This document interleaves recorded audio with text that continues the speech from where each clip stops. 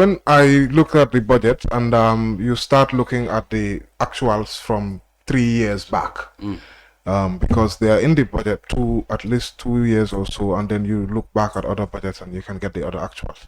You compare, what we mean is how much the government is actually generated in revenue and how much they are planning to generate in revenue.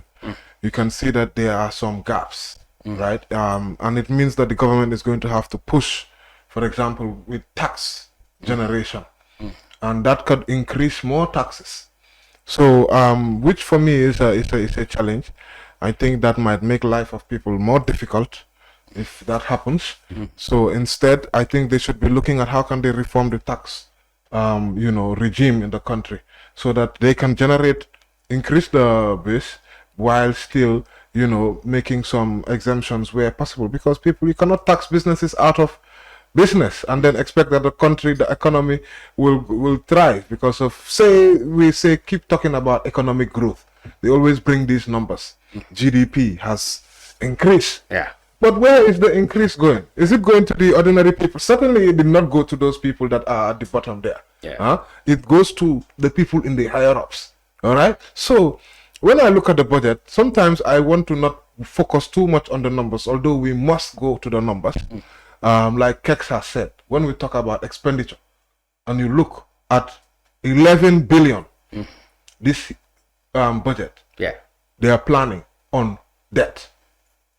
11 billion. 11 billion. Yeah. And we said our budget is what, 52? 52.529. Yeah. 2.9. Yeah. 52. Now he said what, 20%? Yeah. Can you imagine? It's like most of the money, we are just correcting tax to do what? To pay off serviceable debts. This is what the budget is telling me. Yeah. Forget about all these fancy numbers, 52 billion here and there. But what are we getting out of this? You see, then every year, this government, for me, this budget is one of the tools that they use to just get whatever they want.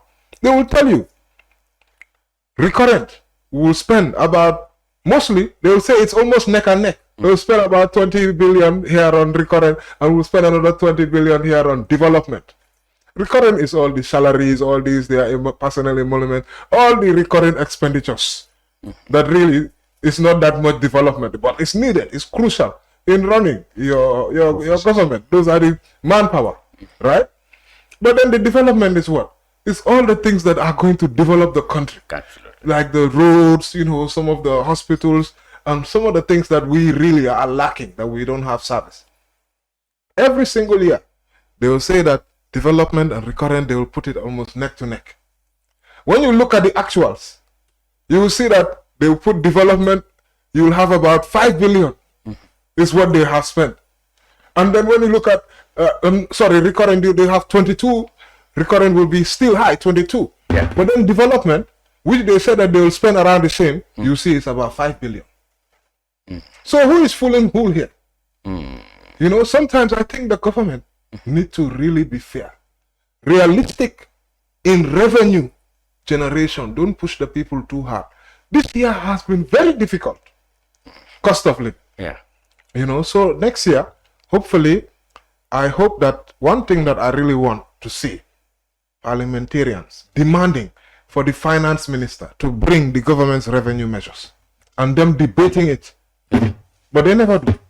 And these are critical because of it always has an impact on our cost of living, how government increase taxes because we're a tax-based economy. Good.